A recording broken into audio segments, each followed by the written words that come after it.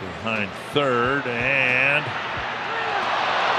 what a catch! What a tremendous catch by Alerick!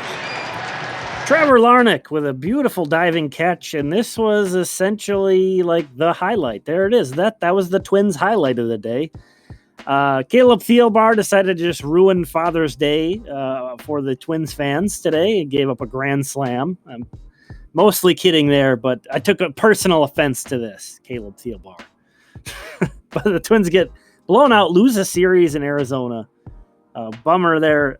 Going to go through some of the minor league highlights here as we see. Here's a rundown of the hitters of the day. One home run across the system. I'm sure it's happened, but I can't recall that being the case before across the entire system. Here's Alerick Soularie for the Kernels, hitting a double in the first inning. He would score later. On the bottom of the seventh, he ties the game with this single. So a big game for him. He has an even 1,000 OPS in June so far. Here's Kenny Taylor leading off the bottom of the ninth inning with an opposite field double. In a tie ball game, so huge to sort of take some of the pressure off the rest of the lineup. Taylor, kind of an organizational depth guy. Same here with Frank Nigro, catcher who's been in the system for a couple years, making his high A debut. And a 2-strike count, he just shoots this one the other way, and that's what wins it.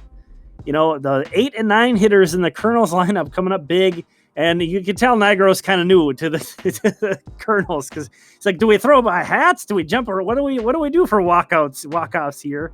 And his buddies tear the jersey off. I think that's the thing they kind of do in Cedar Rapids this year. So that was really fun. And again, a 2-strike count, man on second is the winning run, and just beautiful. It just goes the other way. You know, Nigro not known for his hitting or anything like that. So big, bottom of the lineup coming up big for Cedar Rapids. Here's Curtis Terry with the Saints. He's kind of been a rock in their lineup. A 25-year-old who played with Texas some in the majors last year, as a 765 OPS for the Saints. Again, the only home run across the entire system of the day, but he also had a triple. Mark Contreras had 4 hits in the game for the Saints. He scored 11 runs in a victory. And here is the breakdown of the starting pitchers across the system as well. Chris Archer delivering his sort of customary now 4 innings. Gave up a couple home runs. Aaron Sanchez, yes, that Aaron Sanchez is pitching for the Saints. We'll show him real quick. Just because even though the 13-pitcher limit in the majors did finally get enacted, so that'll kind of hurt his chances. I still think there's probably a decent chance we'll see him with the Twins. Sanchez, a former first-round pick, former All-Star, but of course this was a ways back now. You would remember him probably most with Toronto. On to Sean Mooney for Cedar Rapids. He struck out 6 over 5 innings. He now has a 2.40 ERA. And kind of what impressed me here is that last pitch you saw, he threw 96 miles per hour, which I did not realize Sean Mooney had that in him. Mostly is more around like 92, I think of him as. But again, pitching very well, 2.40 ERA on the year now. And this was a guy they drafted in the 12th round back in 2019 out of St. John's.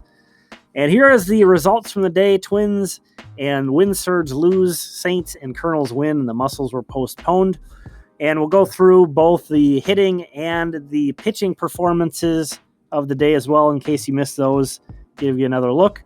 But thank you so much for watching this. And with no minor league action, I usually take Mondays off, but I think it's going to be too hot to really do anything else tomorrow that I might as well maybe go live or record a video, so be on the lookout for that.